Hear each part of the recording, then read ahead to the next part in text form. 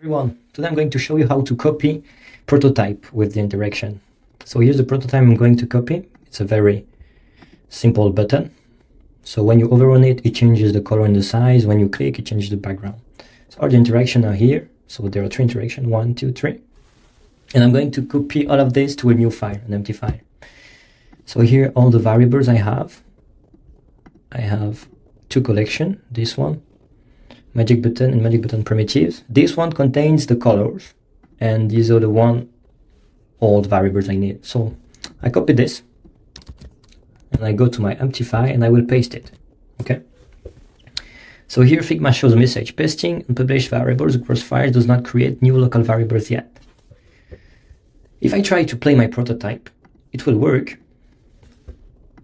as previously, as expected, but the problem is that on this file, I don't have any variables. So this button is somehow linked to the previous variable on the other file, okay? And if I want to update this, I can't really because I don't have access to the variables. So here comes the plugin, Variable Manager. Just open it. Okay, select the element you want to restore variables.